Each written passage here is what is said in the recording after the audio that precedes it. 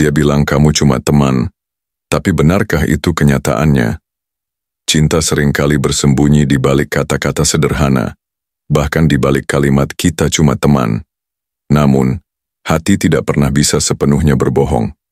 Tatapan yang bertahan sedikit lebih lama, senyum yang muncul tanpa alasan, atau cara dia memperhatikan detail terkecil tentangmu.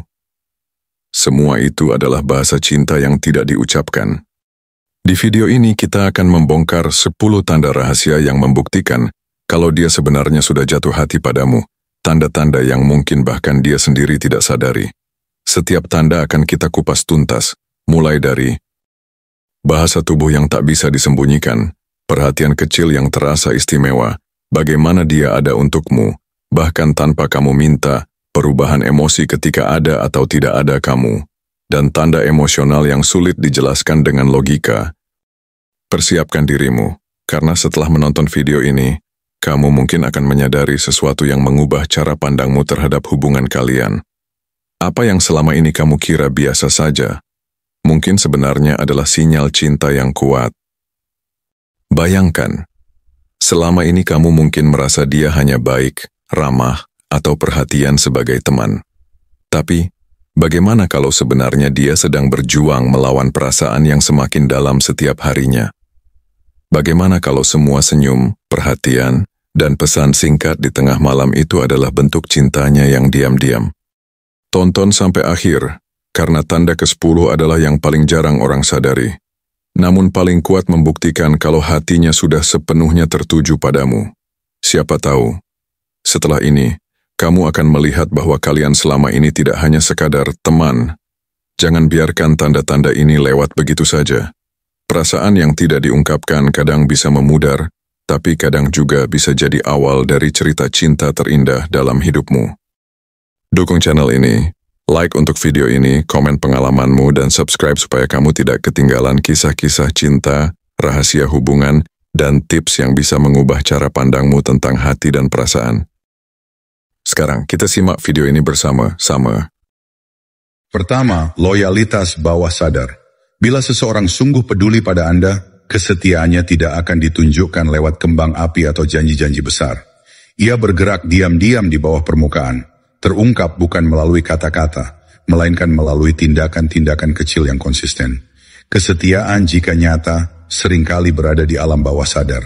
Mereka tidak duduk dan berencana untuk berada di sana untuk Anda. Ya, mereka memang begitu adanya, terutama ketika hidup tidak mudah. Saat Anda mengalami masa-masa sulit, menghadapi masalah yang tidak Anda duga, merasa tersesat atau tidak didukung, saat itulah kesetiaan bawah sadar menunjukkan dirinya paling jelas. Perhatikan siapa yang maju. Lihatlah siapa yang menemukan cara untuk muncul, bahkan ketika mereka punya banyak alasan untuk tidak melakukannya. Bukan orang yang selalu berbicara tentang keberadaannya.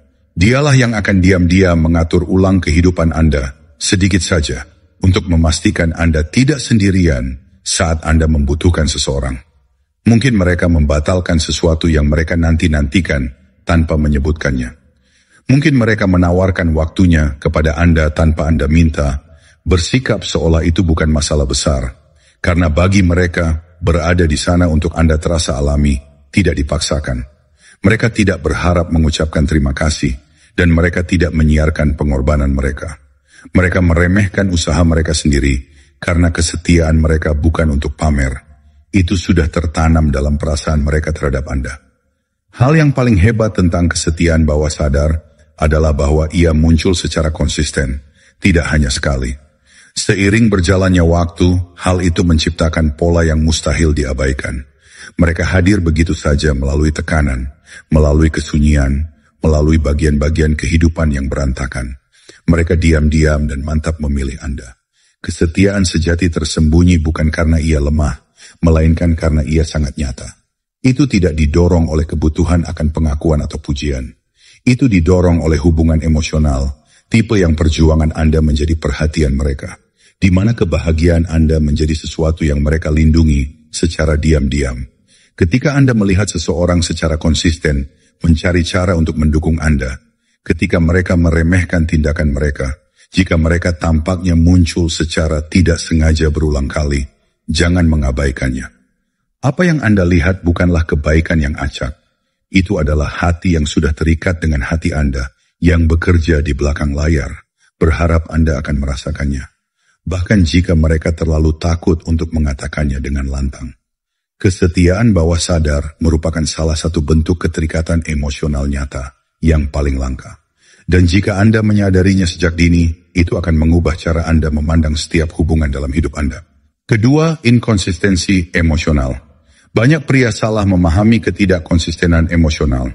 Mereka melihatnya dan pikiran mereka langsung tertuju pada kesimpulan terburuk, bahwa dia tidak tertarik, bahwa dia sedang bermain-main, bahwa dia hanya mempermainkannya. Mereka pergi dengan perasaan frustrasi, kesal, dan bingung. Namun kenyataannya, ketidakkonsistenan emosi bukanlah tanda manipulasi. Itu pertanda medan perang sedang berkecamuk di dalam hatinya.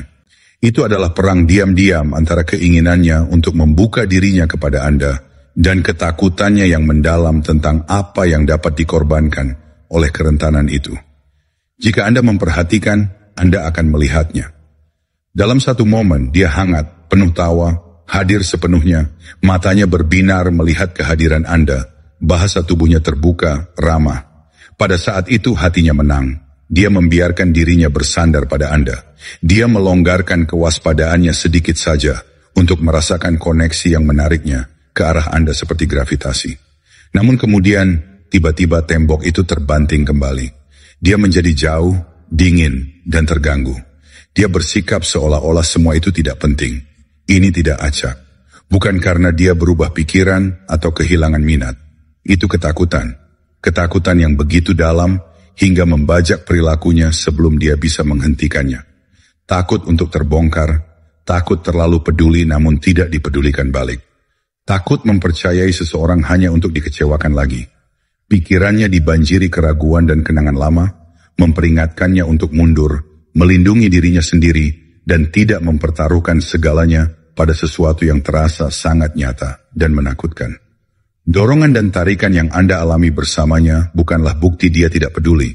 Itu buktinya bahwa dia memang melakukannya. Mungkin lebih dari apa yang dia akui sendiri. Jika Anda tidak memahami ini, Anda akan salah baca semuanya.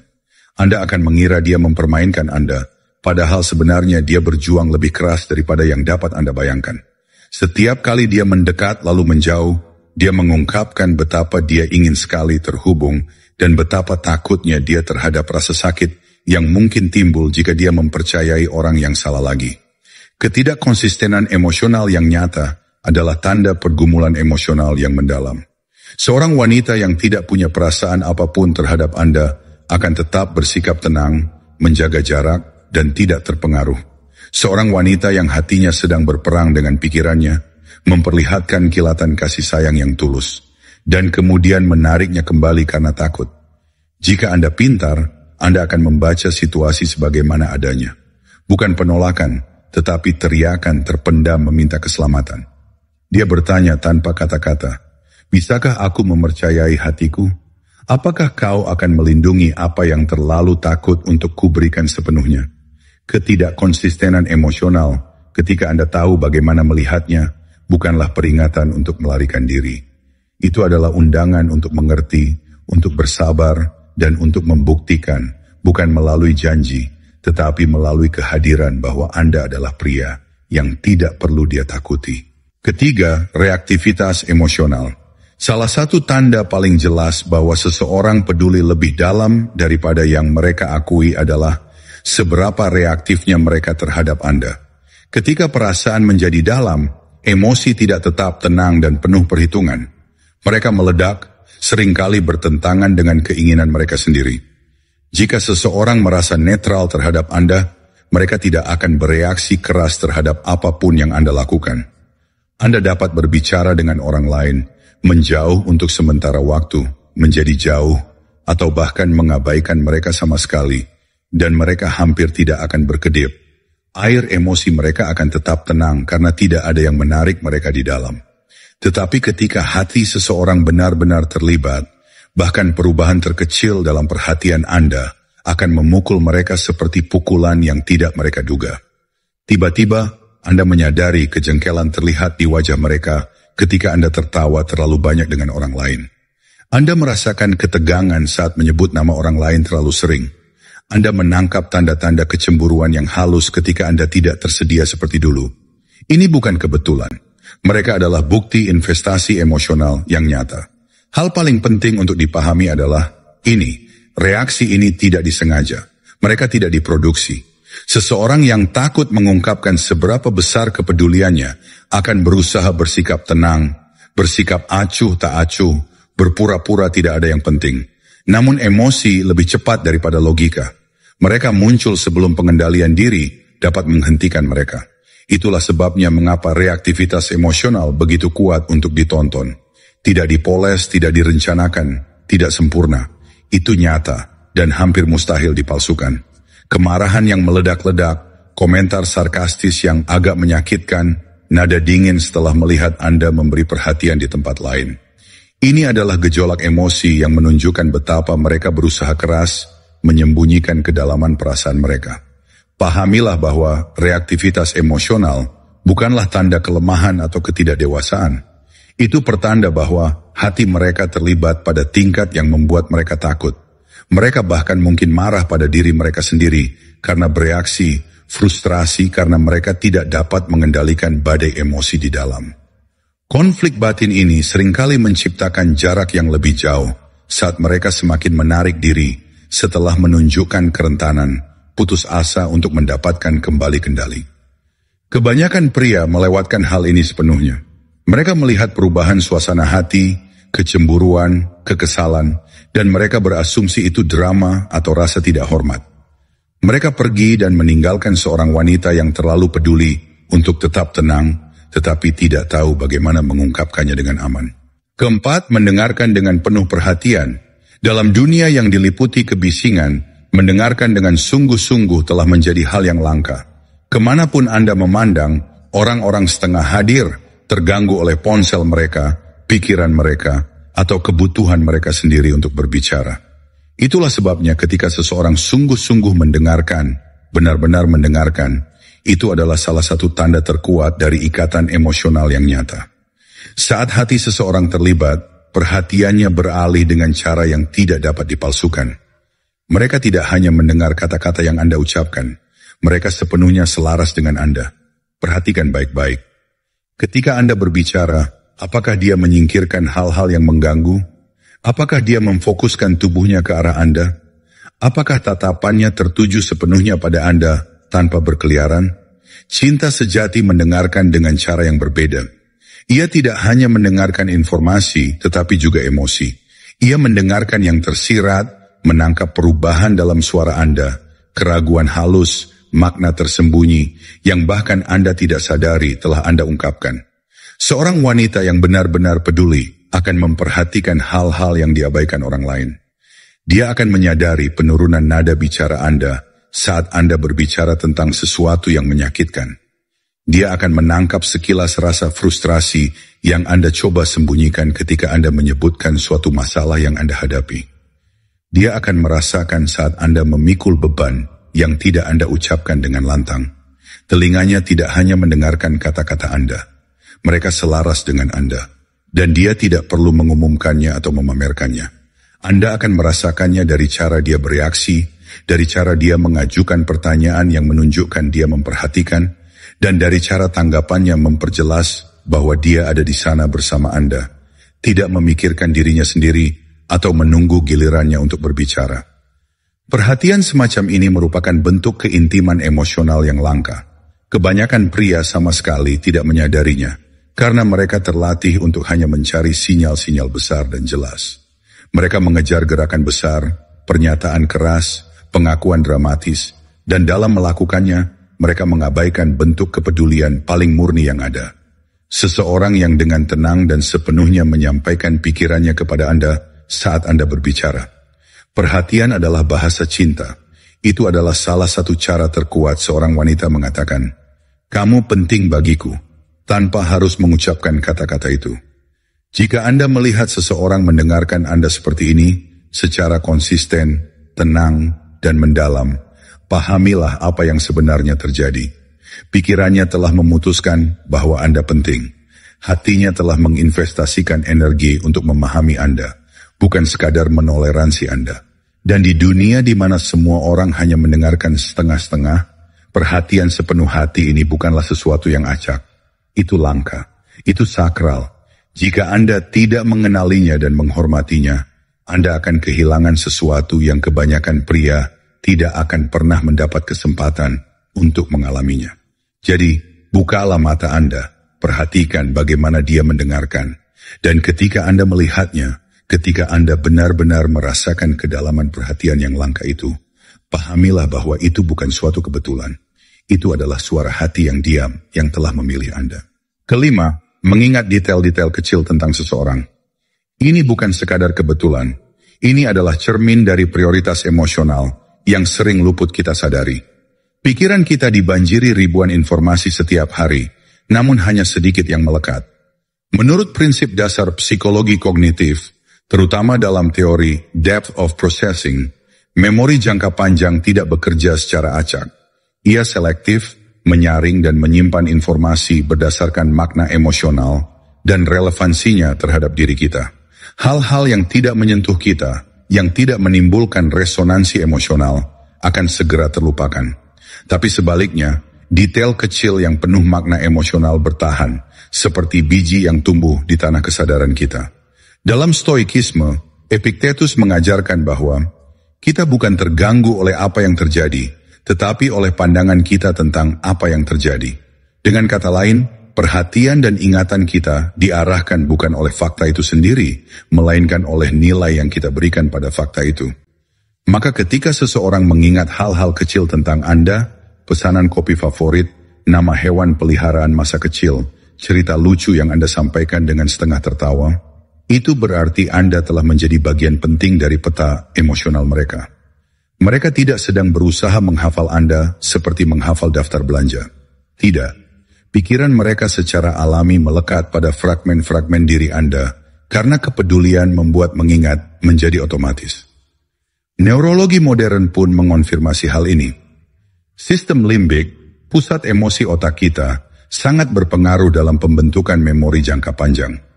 Ketika ada keterlibatan emosi, hipokampus bekerja lebih aktif untuk mengarsipkan informasi tersebut. Ini bukan soal besarnya gestur. Pria yang gagal memahami hal ini seringkali mencari deklarasi cinta yang dramatis, tanda-tanda besar yang terasa bombastis. Namun, menurut stoikisme, kebenaran dan ketulusan sejati seringkali sederhana, tersembunyi dalam tindakan-tindakan kecil yang konsisten. Marcus Aurelius bahkan mengingatkan, jangan mencari keajaiban di luar dirimu. Kehidupan manusia itu cukup penuh keajaiban dalam tindakannya sehari-hari. Maka jika seseorang mengingat detail kecil tentang Anda, yang bahkan Anda sendiri lupakan, jangan remehkan hal itu. Mereka tidak sedang mencoba memenangkan Anda dengan strategi. Sebaliknya, bagian-bagian kecil tentang diri Anda sudah membentuk ruang di dunia batin mereka. Ini adalah tanda investasi emosional yang mendalam. Sebuah ketidaksadaran penuh perhatian yang lebih jujur dari 1000 kata manis yang bisa saja dilontarkan tanpa makna. Keterikatan ini diam-diam membangun kepercayaan.